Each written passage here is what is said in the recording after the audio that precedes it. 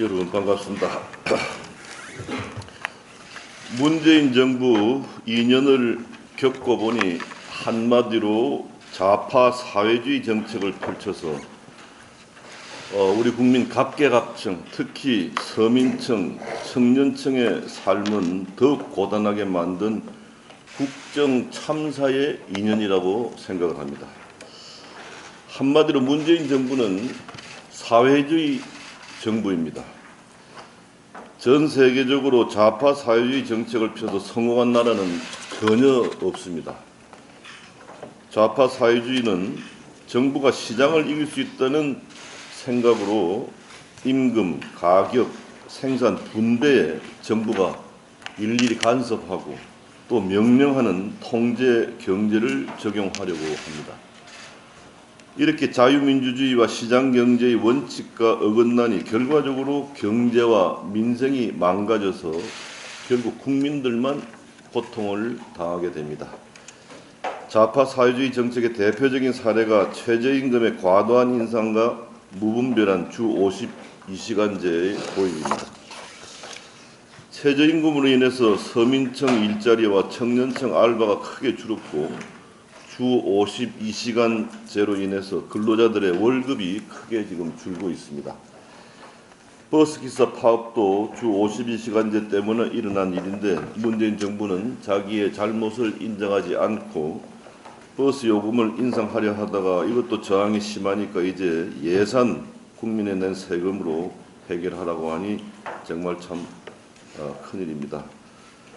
좌파 사회주의는 유토피아 건설과 같은 허황된 목표를 정해놓으니 이를 실천할 수 있는 수단과 방법을 찾지 못하고 헤매이다가 결국은 그 정권은 몰락하게 됩니다.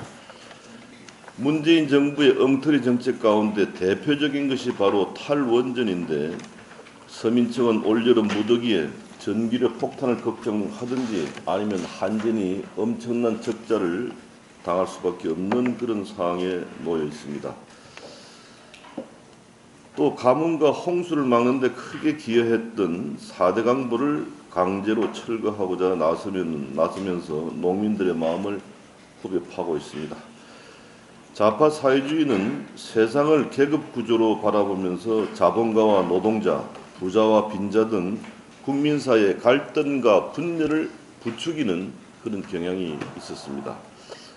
문재인 정부도 지금 보면은 우리 경제에 기여가 많았던 기업과 기업인들을 무작정 미워하고 또 부동산 정책을 펼 때도 강남과 비강남을 구분하는 편가르기를 하고 있습니다. 기업인들은 지금 신규 투자를 거의 하지 않고 있는데 그 결과 올해 1분기에 설비 투자가 10.8%나 감소하면서 21년 만에 최악을 기록하고 있습니다.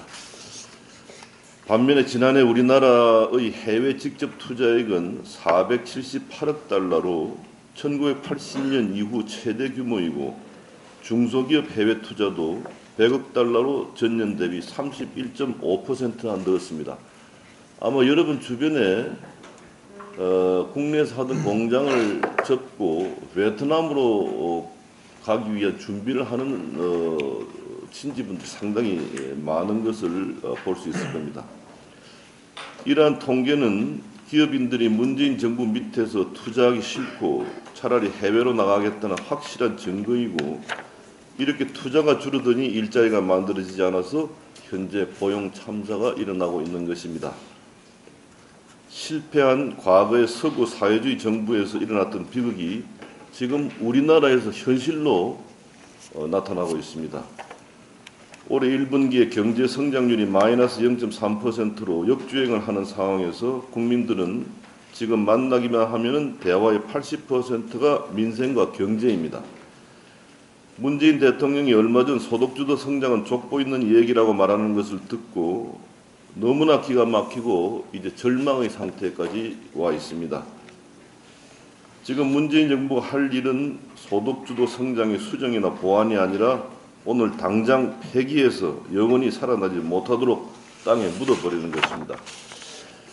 초반에 말씀드렸습니다마는 좌파 사회주의 정책은 수정한다고 제대로 작동할 수 없고 지금 당장 그만두지 않으면 우리 대한민국이 정말 망할지도 모른다는 그런 절박한 생각을 해야 합니다.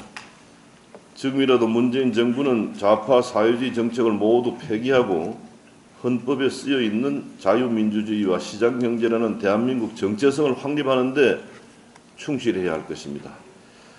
이것을 촉구하기 위해서 우리는 나라를 구한다는 그런 의미에서 문재인 정부의 좌파 사회주의 정책 거부 운동을 맹렬히 펼쳐야 할 때가 온 것 같습니다. 많은 국민들이 2년밖에 안 된 문재인 정부에 벌써 지쳐가고 더 이상 기대할 것이 없다고 분노하고 있습니다. 대통령이 이렇게 오로지 내 편만 챙기고 좌파 사회주의 성향의 내 정책과 내 소신만 강조하는 오만과 독선의 정치를 지속할 경우 문재인 대통령의 임기의 끝은 불행하게 될 것이라는 것을 오랜 정치 경험을 통한 제가 확신합니다. 문재인 정권의 분노한 국민들이 2020년 총선에서 이 정권을 제대로 심판하기 위해서는 우리가 또 정권을 찾아오기 위해서는 우리 자유한국당도 과거의 모든 악연을 씻고 총단결해서 문재인 정부와 싸워서 나라를 구하겠다는 그런 심정으로 돌아가야 한다고 생각을 합니다.